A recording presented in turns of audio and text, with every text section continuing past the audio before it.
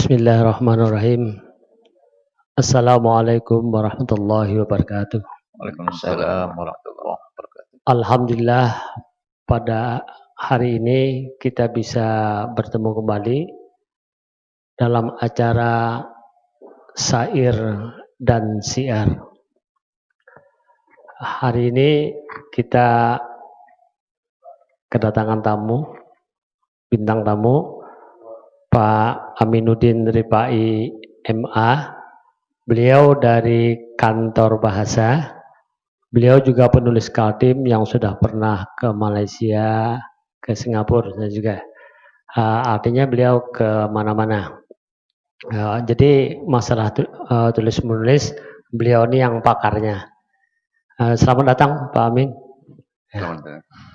Kemudian tidak lupa selamat datang Pak Dr. Andas Haji Jamiat Al-Hashimi MHS. Ya. Assalamualaikum warahmatullahi wabarakatuh. Waalaikumsalam. Dan tidak lupa ini Deng Baji, di antara kita beliau yang paling cantik. Ya. Ini dalam rangka hampir takbiran, jadi mungkin sedikit saya ini kan. Allahu Akbar, Allahu Akbar, Allahu Akbar. Allahu Akbar kabira walhamdulillahi katsira wa subhanallahi bukratan wa asila. La ilaha illallah wa la na'budu illa iyyah mukhlisina lahuddin walau karihal kafirun. La ilaha illallah wahdah sadaqa wa'dah wa nasara abdah wa a'adja jundahu wa hazamal ahzab wahdah. La ilaha illallah wallahu akbar. Allahu akbar walillahil hamd. Ya, menurut penceramah Ustadz Ilmi tadi saya dengar di Islamic Center, insya Allah tinggal nunggu saatnya, mungkin hari ini terakhir. Kalau tidak, mungkin kita besok masih puasa. Jadi kita tinggal menunggu keputusan dari Kementerian Agama di Jakarta. Ya, tapi kita tetap insya Allah kita juga ikut meramaikannya. Nah, ini sebelum acara baca syair karya Kiai Haji Jafar Sabran, ulama Kalimantan Timur, ini kita dengarkan dulu pembacaan puisi dari Pak Aminuddin Ripai MA. Silakan. Assalamualaikum warahmatullahi wabarakatuh. Waalaikumsalam. Ya, terima kasih.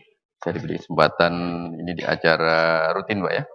Ya, rutin syair dan syiar, Pak Sabran. Nah, karena tadi diperkenalkan saya dari kantor bahasa, untuk mengawali ini saya akan bacakan puisi dari Pak Taufik Ismail yang sudah sebetulnya insya Allah sudah sangat terkenal. Judulnya Sajadah Panjang. Puisi ini dinyanyikan oleh Bimbo, Pak. Dinyanyikan oleh Bimbo. Jadi kalau kita generasi yang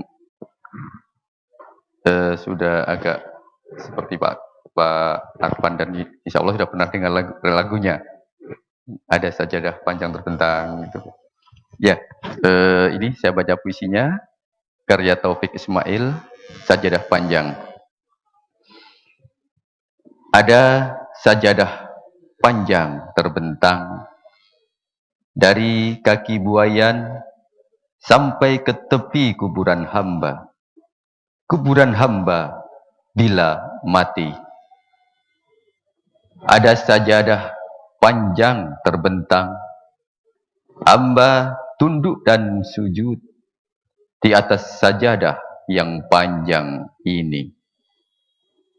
Diselingi sekedar interupsi, mencari rizki, mencari ilmu, mengukur jalanan seharian. Begitu terdengar suara azan, kembali tersungkur hamba. Ada sajadah panjang terbentang, hamba tundukkan rukuk, hamba sujud, dan tak lepas kening hamba mengingat dikau sepenuhnya. Itu puisinya Iya. dari Pak Taufik Ismail. Ya, beliau membacakan Pak Taufik Ismail. Pak Taufik Ismail adalah tokoh angkatan 66. Beliau juga banyak karya-karyanya, diantaranya Kembalikan Indonesia Padaku. Nah, itu diantaranya. Ya banyak juga. Ya kebetulan saya juga ngajar bahasa. Nah, saya pikir itu dulu. Kita nanti mungkin ada pertanyaan berikutnya. Kita mulai dengan syair yang ke-31 sampai ke 35 Pak ya. Silakan Deng Baji. Ya, terima kasih Pak Haji Arpan. Baiklah, pemirsa, saya akan membacakan syair dari Kiai Haji Japa Sabran. Gerak dan diam silih berganti, surya beredar tidak berhenti, berjalan terus tidak menanti, agarkan insan mengambil bukti. Angin bertiup, laut berombak, mulanya tenang, dahsyat bergerak, kapal berlayar sering terdesak, batu yang besar mudah dirumpak. Lanjut. Jika topan sedang terjadi, timbullah takut di dalam hati. Bangunan roboh silih berganti, lidah berzikir tidak berhenti. Jika ditiup lemah dan lembut, udara cerah tiada kabut, hati pun aman tiada takut, af'al angin sering disebut. Takut gembira bersilih ganti, akibat angin membawa bukti. Agar kan insan mau teliti, renungkan alam di dalam hati. Ya, itu tadi ada 5 bait yang dibacakan Deng Baji. Sekarang kita minta dengan Pak Jamiat ini dulu 31-32. Nanti mungkin kita ada pertanyaan dengan Pak Aminuddin dari Pak IMA. Silakan. Terima kasih Pak Haji Arpan. Assalamualaikum warahmatullahi wabarakatuh. Salam. Bismillahirrahmanirrahim. Alhamdulillahillazi arsala rasulahu bil huda wa dinil haq liyuzhirahu 'ala dini kullihi wa kafa billahi syahida. Asyhadu an la ilaha illallah wahdahu la syarikalah wa asyhadu anna Muhammadan 'abduhu wa rasuluh. Allahumma salli ala sayyidina wa habibina wa syafina Muhammadin wa ala alihi wa sahbihi wa sallim, amma ba'd. Para pemirsa yang ada di rumah, pada nomor 31 ini Kiai Haji Ja'far Sabran memulai gerak diam silih berganti, surya beredar tidak berhenti, berjalan terus tiada menanti, agarkan insan mengambil bukti. Bait pertama, gerak diam silih berganti, ada 2. Apabila itu terjadi kepada alam, maka bulan, bintang, dan sebagainya, dan bumi beredar menurut rotasinya. Allah menyatakan was-samsu tajri li mustaqarrin laha dzalika taqdirul azizil alim. Matahari berjalan tempat peredarannya, demikian juga ketetapan yang maha perkasa dari yang maha mengetahui. Yasin 38. Nah, tapi di sini dilarikan adalah gerak diam terjadi kepada manusia itu sendiri, Pak. Jadi manusia sebagai makhluk hidup yang mempunyai akal pikir, rasio, hati, perasaan, disitulah titiknya. Apabila gerak diam kepada manusia, khusus diberikan Allah peringatan, Pak. Jadi apa saja lakon kita, apa saja perbuatan kita, tentu itu harus terukur. Karena semua perbuatan akan dimintai pertanggungan jawab. Jadi kita masing-masing punya apa sebagai pemimpin, ya kan?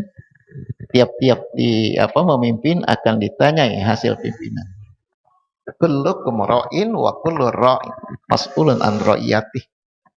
Kamu semua jadi pemimpin, tiap memimpin akan ditanya hasil pimpinan. Nah, sebab itu Allah di dalam surah Al-Hasyr menyatakan, ya ayyuhalladzina amanu taqullah wal tanzuru nafsum ma qaddamat lighad wattaqullah innallaha khabirum bima ta'malun. Jadi Pak, hasil perbuatan kita, hasil laku kita, maka Allah menyatakan, hai orang-orang beriman, ittaqullah, bertakwa kepada Allah. Nah, ittaqullah ini Pak, namanya takut. Takut apa? Takut siksanya, ya kan Pak? Takut musibah, takut bencana. Yang paling kita ditakuti kepada Allah kalau putus rahmat nikmat. Pak, orang yang kena stroke itu Pak, itu putus sudah rahmat nikmat sebagian pada dirinya. Apalagi ada orang yang senewan, yang gila, itu putus sekali itu.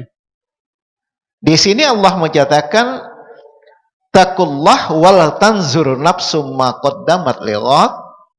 Hendaklah setiap diri memperhatikan apa yang telah diperbuatnya untuk hari esok. Kemarin Bapak menyatakan walal akhiratu khairul laka minal ula.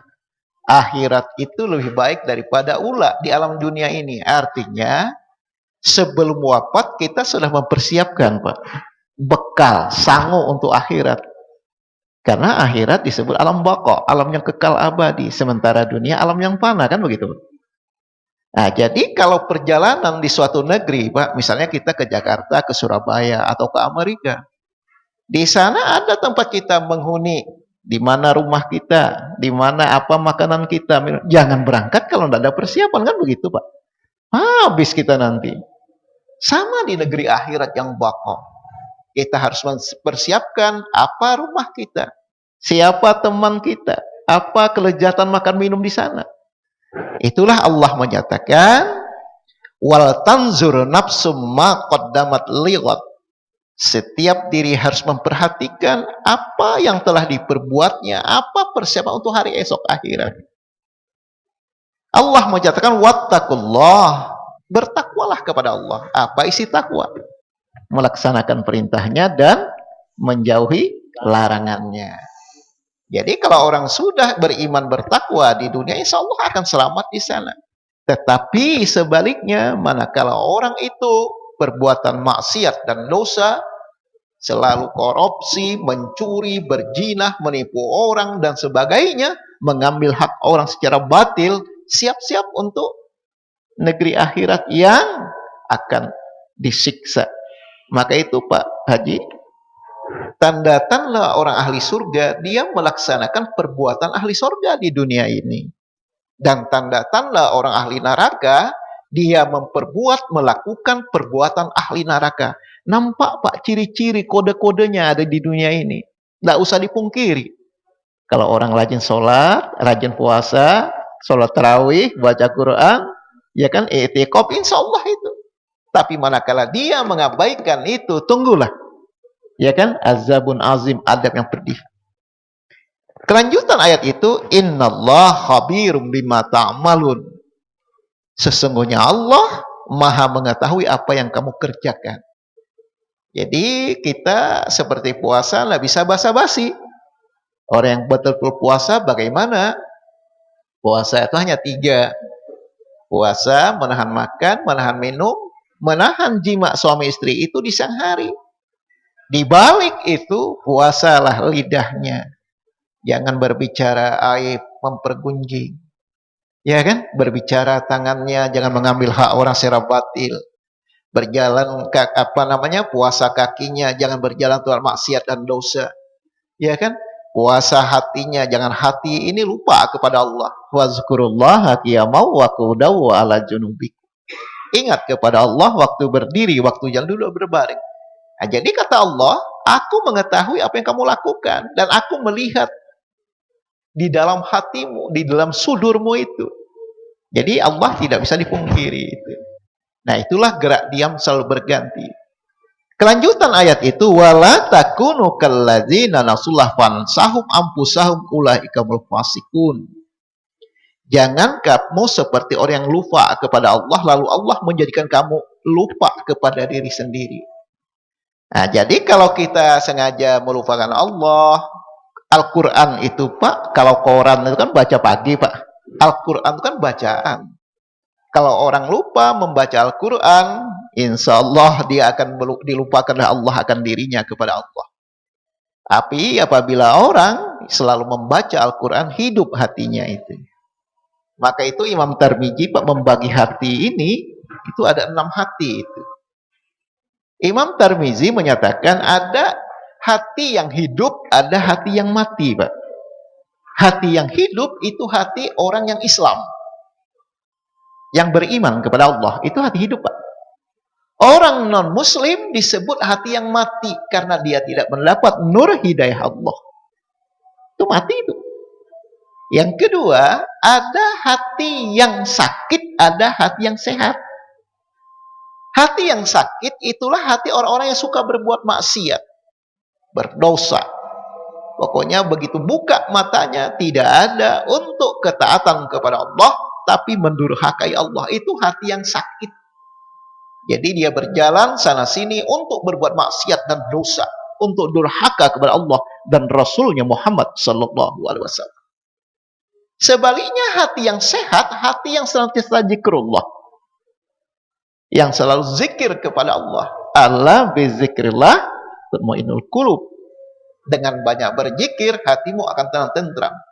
Jadi orang beriman, orang yang hidup hatinya adalah orang yang selalu menyebut Allah. As-sholatu ala waktiha. Sholat tepat pada waktunya, tidak molor. Tidak memerlukan mementingkan duniawi dibandingkan sholat. Di Mekah itu Pak, apabila mendengar azan, ya kan? Allahu Akbar, Allahu Akbar. Maka ditutuplah barang-barang jualannya. Lah disimpun apa-apa Ibu, kain aja, langsung mereka sholat. Kenapa? Hati mereka merindukan Allah. Man kana yarju liqa'a rabbih falyamal amalan sholihan wa la yusyrik bi ibadati rabbih ahada. Siapa yang mengharapkan pertemuan perjumpaan dengan Allah, hendaklah dia, ya kan Pak, beramal yang sholih, wa la yusyrik bi ibadati. Di dalam peribadahan jangan ada syirik. Jadi kalau orang cinta duniawi, cinta harta, cinta manusia melebihi pecinta Allah dan Rasulnya, itu tanda orang syirik itu. Karena dia masih membutuhkan duniawi dibanding membutuhkan Allah. Nah itu Pak, tadi yang disebut dengan hati yang sakit. Yang keempat, yang kelima, keenam, ada hati yang jaga, ada hati yang tidur. Hati yang jaga, hati yang senantiasa zikrullah. Hidup hatinya. Bagaimana melatihnya? Orang selalu salat tahajud malam. Begitu dia zikrullah, begitu siang, dalam batinnya itu terngiang zikir kepada Allah. Sementara hati yang tidur, hati yang guring itu Pak, hati yang banyak lupa kepada Allah. Nah itulah yang disebutkan. Wala takunu kalladzina nasullah fansahum anfusahum ulaika humul fasikun. Apabila orang banyak lupa kepada Allah, itulah orang-orang yang fasik. Orang fasik munafik itu sama itu Pak, tak ahli neraka. Kalau berbicara dusta, kalau berjanji khianat.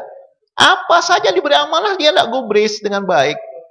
Jadi maka itu saya bilang tadi, Ibu Daeng, ahli sorga nampak di dunia perbuatannya.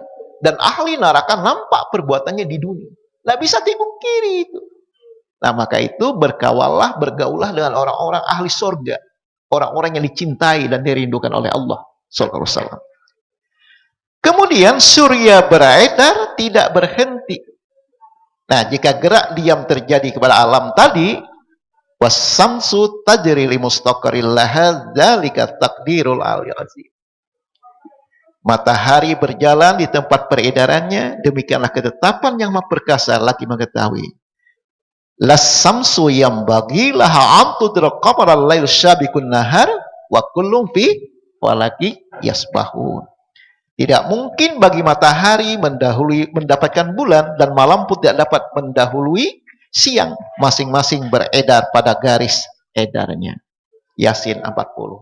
Inilah Pak beliau, Pak Jabar Sabran, mentamsilkan kehidupan kita ini apa? Yaitu tadi, selalu ada gerak diam di alam dunia ini. Yang condong beliau apa? Apakah di dalam perbuatan kita seharian itu ada zikir apa tidak? Kalau tidak, nol hasilnya. Kemudian berjalan terus tidak menanti. Yulijul laila fin nahar wa yulijul nahar fil lail wa huwa alimul bidaitis surur. Ya kan? Jadi Allah Ta'ala dialah yang memasukkan malam ke dalam siang dan memasukkan siang ke dalam malam. Dia mengetahui segala isi hati. Ya kan? Allah ya'lamu man khalaq wa huwal latiful khabir. Agarkan insan mengambil bukti. Nah itu Pak yang disebut dalam surah Al-Fatir. Jadi bukti-bukti rotasi alam tadi, gerak diam manusia, hewan, binatang, air mengalir dan sebagainya. Apa intinya itu? Allah menyatakan surah Al-Fatir 7:13. Yulijul laila fin nahar wa yulijul nahar fil laili wa sas-samsa wal qamar kullu yajri li azali musamma zalikumullah rabbukumullah wallazina yad'una min duh ma yamlikuna. Dialah Allah memasukkan malam ke dalam siang dan memasukkan siang ke dalam malam dan menundukkan matahari dan bulan masing-masing berjalan menurut waktu yang ditentukan. Yang memperbuat demikian adalah Allah Tuhanmu. Kepunyaanlah kerajaan langit dan bumi. Dan orang-orang yang kamu sembah selain Allah tidak mempunyai apa-apa walaupun setipis kulit ari. Nah, jadi Pak intinya apa? Ketika kita sudah mengetahui apa bahwa alam ini berbuat, ya kan? Maka yakin Allah lah yang menciptakannya. Yang ke-32. Angin bertiup, laut berombak. Mulanya tenang, dahsyat bergerak. Kapal berlayar sering terdesak, batu yang besar mudah dirumpak. Nah. Angin bertiup, laut terombak. Ombak ada sebab ada angin, Pak. Ya kan, tadinya kan tenang aja. Ya kan? Ombak ada sebab ada angin. Jika tidak angin, maka tidak ada ombak.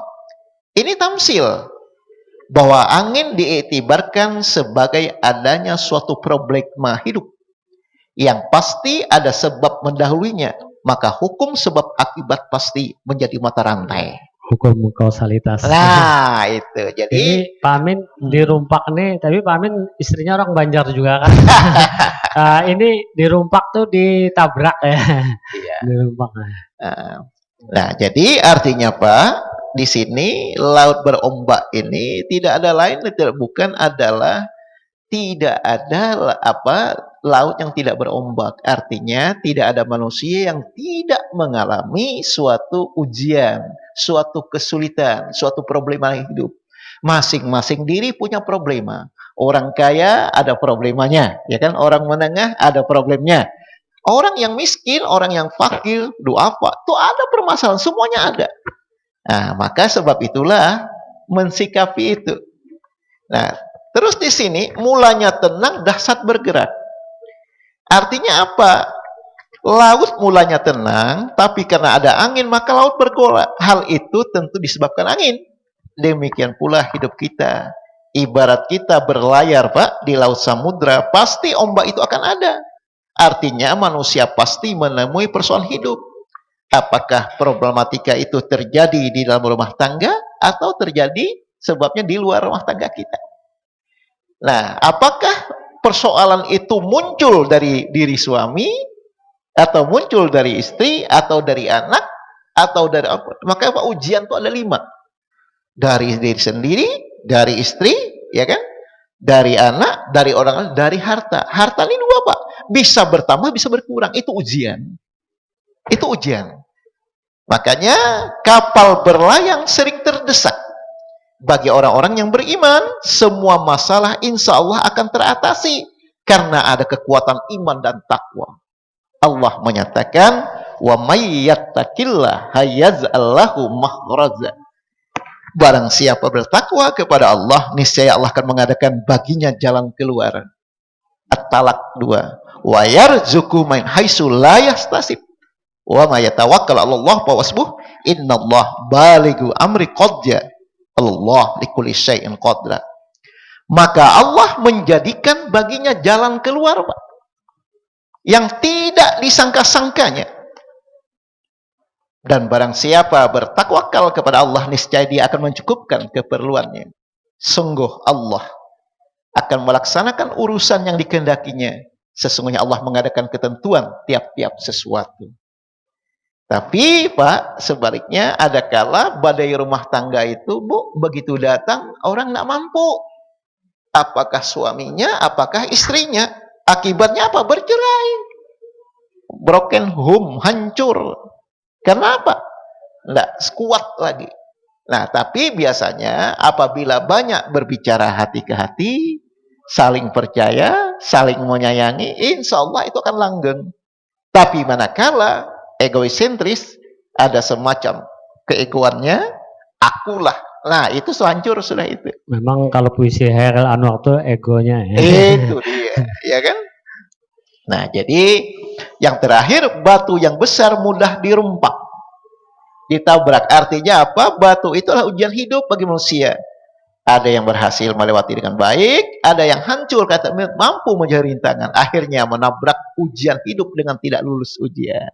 Iya. Nah, itu. Nah, jadi ini saya ingat masalah laut dan ini ada puisinya ini Wes Rendra yang berjudul itu Doa Para Pelaut.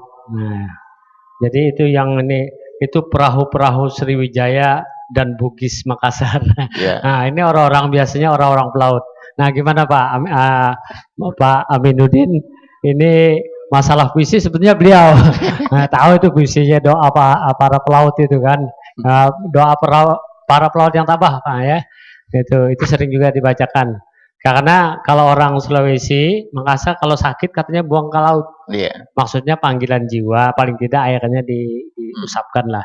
Karena memang kita termasuk negara bahari. Silakan Mas Amin, mungkin perkembangan puisi termasuk syair ini mungkin. Ya, silakan. Ya. Iya, terima kasih. Jadi kalau kita dengar pembahasan syair tadi, jadi kita sebetulnya tahu bahwa di dalam sejarah kesastraan negeri kita itu sudah sangat jauh berkembang sesuai dengan artinya sudah sangat lama berkembang gitu. Sejak zaman kepujanggaan. Kalau di Sumatera itu udah ada namanya Raja Ali Haji Gurindam 12, dan ternyata di Kalimantan juga begitu. Ada di masa-masa, artinya sebelum sastra modern itu sastra lama, syair-syair sudah cukup lama berkembang. Kalau di Jawa juga ada pujangga-pujangga seperti Ronggo Warsito. Itu juga mereka juga sebagai penjaga juga apa ya, memberikan nasihat-nasihat kepada pembaca sastranya itu. Yaitu artinya bahwa di negeri ini sastra sudah berkembang cukup lama. Barangkali seiring dengan sejarah negeri ini. Dan itu mungkin juga dimanapun, seperti dimanapun perkembangan masyarakat itu biasanya di situ ada diikuti oleh sastra. Ya kalaupun yang belum tertulis, di situ ada sastra lisan. Dan sebetulnya di masyarakat-masyarakat yang kuno pun kita juga mengenal ada mantra-mantra. Itu sebetulnya ungkapan sastra juga.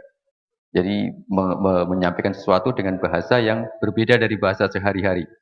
Karena mantra itu kan bahasanya berbeda dengan bahasa sehari-hari. Begitu juga syair, kemudian ada gurindam dan nanti larinya sampai ke puisi modern yang sekarang ini.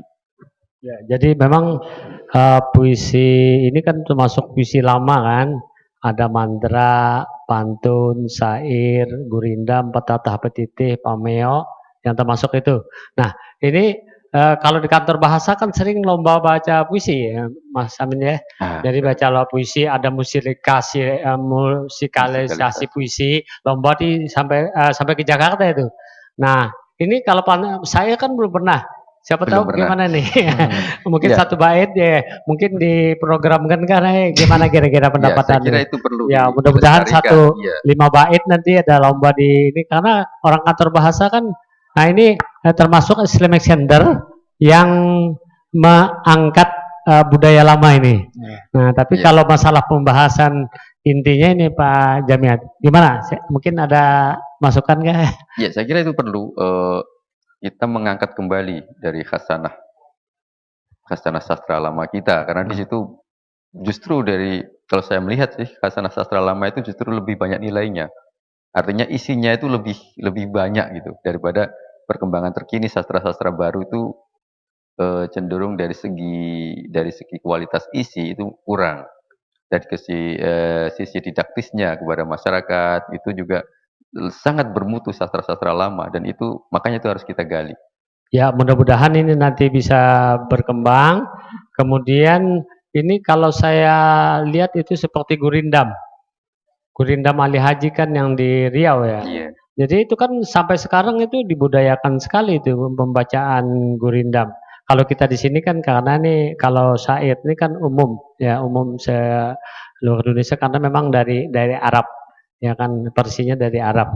Nah, tapi pemaknaannya beliau. Kita beralih dulu. Ada mungkin Deng Baji mau tanya dengan Pak Jamiat atau Pak Amin? Ya silakan. Oh ya, makasih. Yang ingin saya Satu pertanyaan tanyakan, aja ya. yang saya ingin tanyakan pada Pak Aminuddin bahwa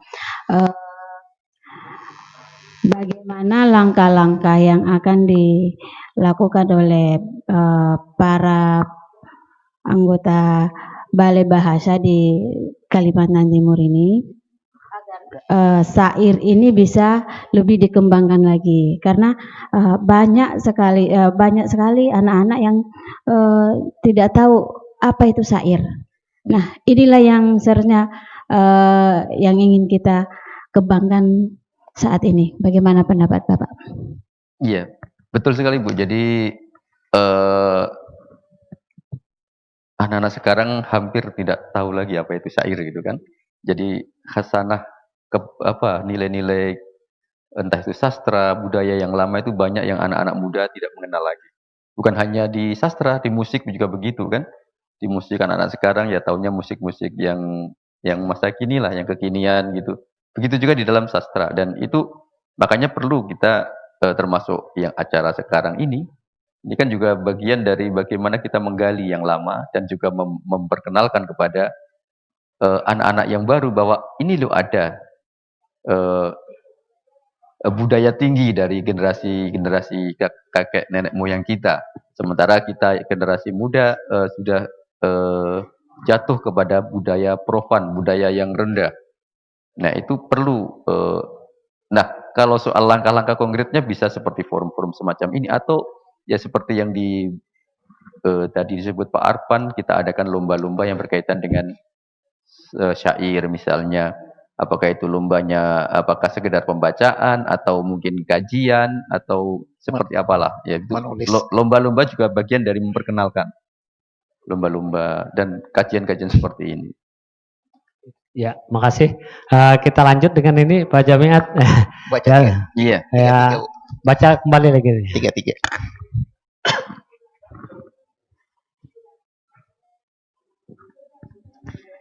Baiklah, saya lanjutkan membacakan syairnya. Jika tepang sedang terjadi, timbullah takut di dalam hati.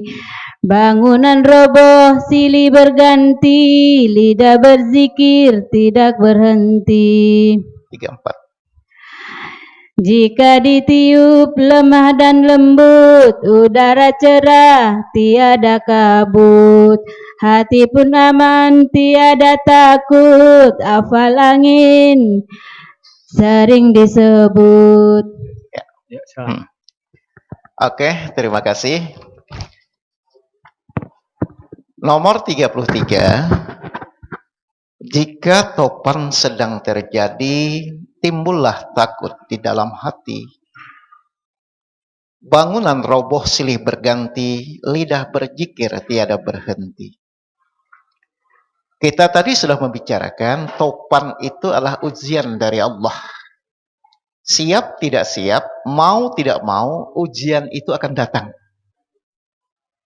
Ujian yang terakhir nanti adalah ujian kematian. Nah, sebelum ujian kematian itu yang terakhir, manusia, apakah para nabi, para rasul, siddiqin, suhada, solihin, manusia biasa, orang fasik, munafik, jinnik, orang Islam maupun non-muslim, seluruhnya mengalami ujian itu. Itu tidak bisa dipungkiri.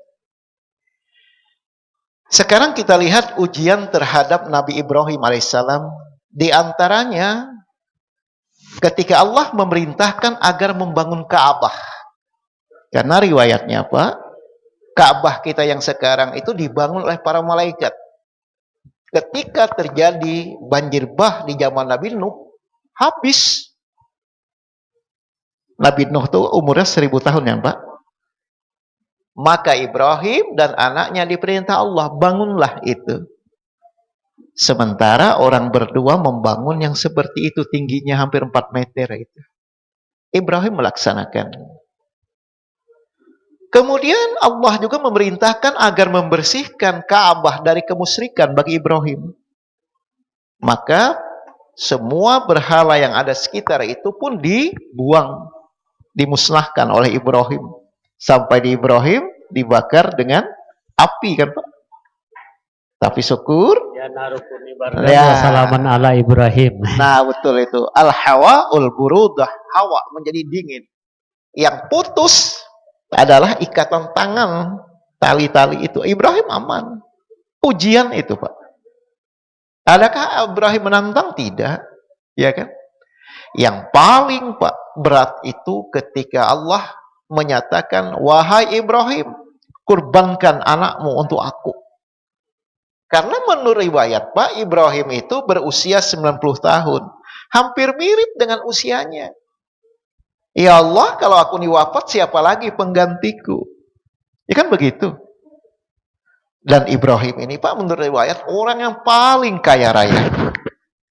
Kayanya luar biasa Pak. Kayanya apa Bu? Adalah ternak-ternaknya. Dari kambing, sapi, domba, kuda, lembu, seluruhnya itu. Ketika Ibrahim itu Bu didatangi Jibril, berapa banyak wahai Ibrahim? Tidak terhitung, bergunung-gunung Pak. Yang kuingat kata Ibrahim hanya 100 ekor anjing, tiap 1 ekor anjing kuberi emas, kalung emas 100 gram. Ibu berapa gram emasnya?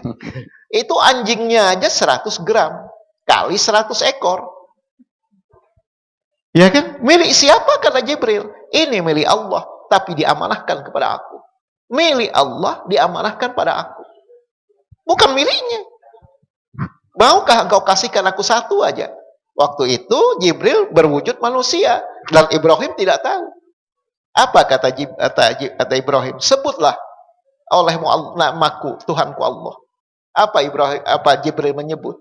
Subuhun kudusun rabbuna wa rabbul malaikatu waruh. Ambil sepertiganya. Sebut lagi. Subuhun kudusun rabbuna wa rabbul malaikatu waruh.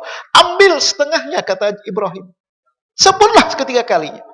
Begitu Jibril menyebut subuhun kudusun rabbuna wa rabbul malaikatu waruh. Ambil seluruh ternakku dan plus anjingnya dan emasnya untuk engkau. karena engkau telah menyebut asma Allah, kecintaanku. Itu cinta Ibrahim kepada Allah. Sampai ibu berdoa, ya Allah, walaupun engkau berikan hamba seorang anak, akan hamba kurbankan untuk engkau kalau engkau menghendaki. Waktu itu belum punya anak. Akhirnya ibunya Siti Hajar melahirkan.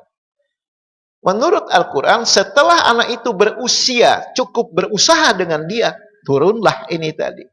Wahai Ibrahim, sampaikan najarmu. Bagaimana ibu punya anak? Berapa orang anak, Bu? 1 orang, Bu, dikurbankan untuk Allah. Mau enggak? Tidak akan melaksanakan itu. Karena anak adalah buah jantung kesayangan kita.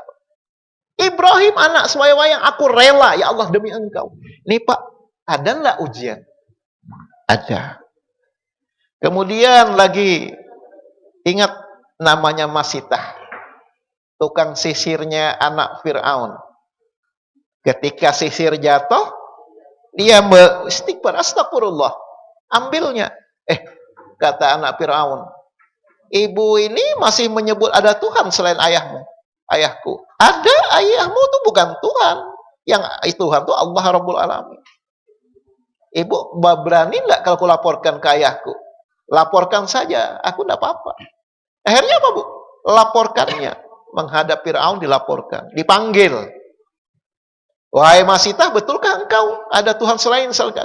Karena Fir'aun menyatakan, Ana Rabbukumul A'la. Akulah Tuhan tertinggi. Akhirnya apa, Pak? Akhirnya dipanggil oleh Fir'aun Masitah. Anaknya yang 1 masih 3 bulanan, Pak, digendong. Suaminya 1, anaknya lagi 1. Nah, sekarang mau kamu cabut. Aku nih Tuhan. Tidak.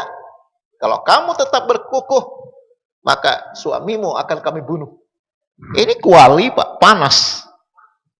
Akhirnya Pak, dimasukkanlah suaminya di situ. Ya, sekarang kamu mau enggak? Tidak. La ilaha illallah. Akhirnya apa lagi? Masukkan lagi anaknya, Bu, yang tertua. Mati. Terakhir. Sekarang kamu gimana? Ini anak kecil, Bu, yang digendong anaknya. Di situ ada sifat kemanusiaan. Kasihan anakku ini. Ada 10 anak yang bicara, yang masih lembuayan, termasuk anak Masitah. Bu, masuklah. Allah menanti surga untukmu. Bismillah, tawakkaltu ala Allah, masuk. Ujian, Bu. Ujian keimanan. Sekarang banyak orang menjual iman karena harta. Ini mempertahankan akidah demi Allah. Itu Masitah. Lain lagi, Bu, Nabi Muhammad sallallahu alaihi wasallam. Ujian apa? Ketika beliau sholat, ambil kotoran unta, dilemparkan ke kepala beliau. Anak beliau yang ambil. Lain lagi, Bu, dibaikot selama 3 tahun oleh kafir Quraisy. Keluarga Bani Hasyim tidak boleh kita berjual beli. Muhammad terusir. Makan apa? Tanah liat dengan madu. Yang terakhir ujiannya itu apa? Ketika beliau diperintah hijrah ke negeri Taif. Provokator yang Quraisy yang ada di Mekah lari ke Taif. Kalau Muhammad hadir, hadang, lempar.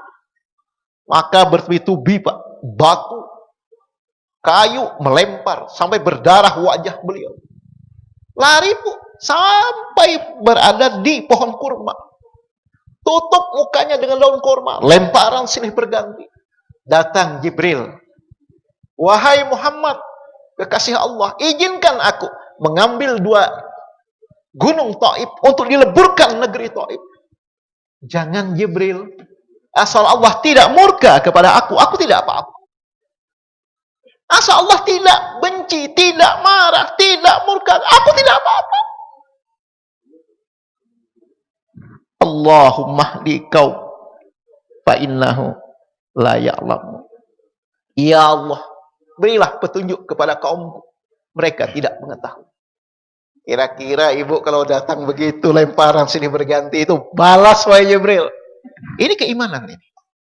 Nah, yang terakhir, Pak, ujian yang dapat kita Nabi Sulaiman.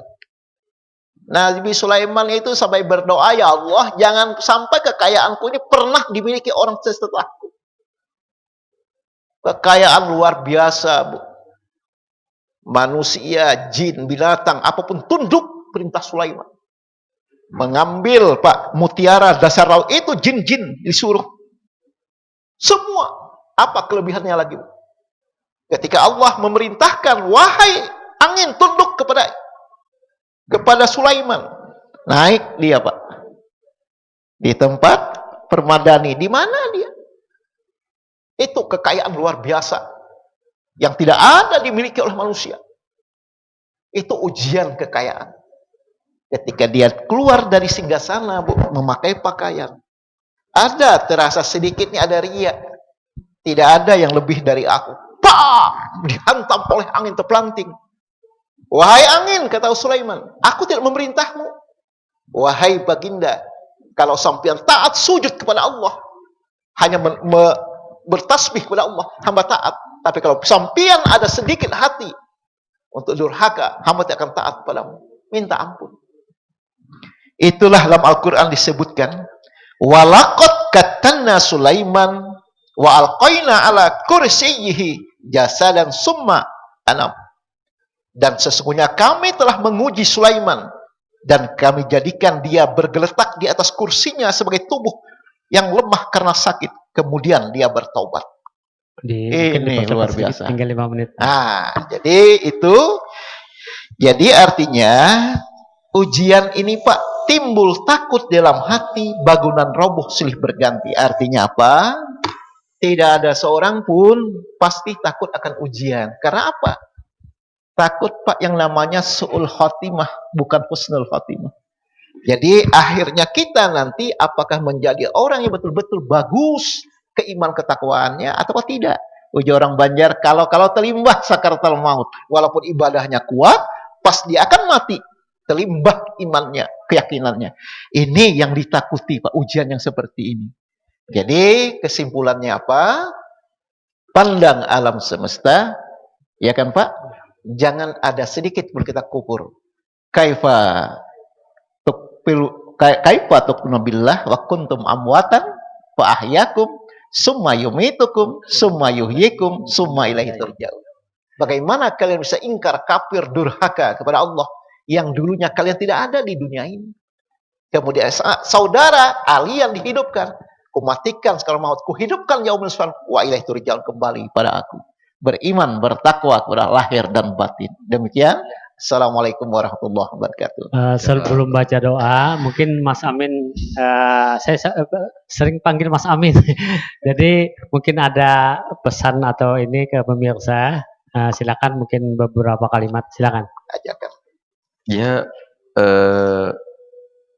mari kita gali kembali dari khasanah para orang-orang tua kita yang sudah banyak melahirkan karya-karya yang bermutu dan memiliki kandungan yang tinggi, seperti Pak Haji Jafar Sabran. Jafar Sabran. Berarti beliau ini termasuk sastrawan juga nih, Pak, ya? Iya.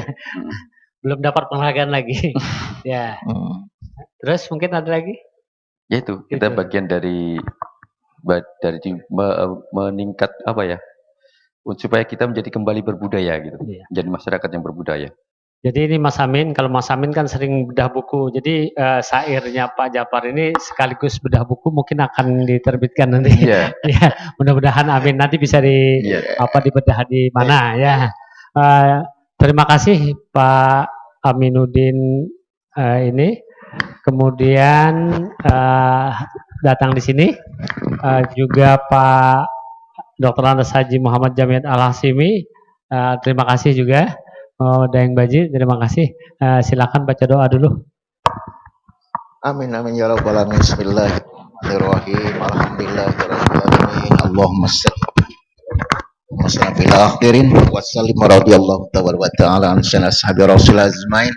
La ilaha illallah wallahu akbar wa astaghfirullah wa la haula wa la quwwata illa billah ala wal akhir wa zahir wal batin man qadir Allahumma inna nas'aluka bihaqqi la ilaha illallah Muhammadur Rasulullah ighfir lana warhamna ya arhamar rahimin.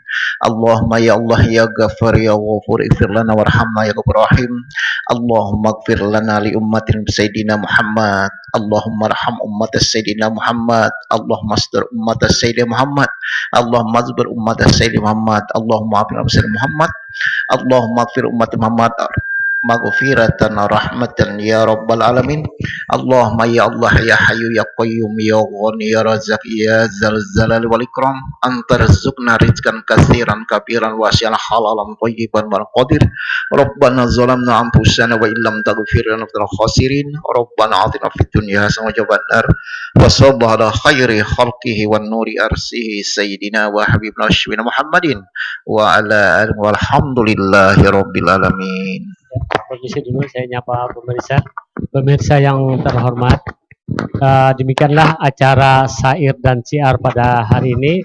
Jika ada yang perlu tanyakan silahkan dengan Pak Jamiat nanti di Majelis Ulama Provinsi Kalimantan Timur.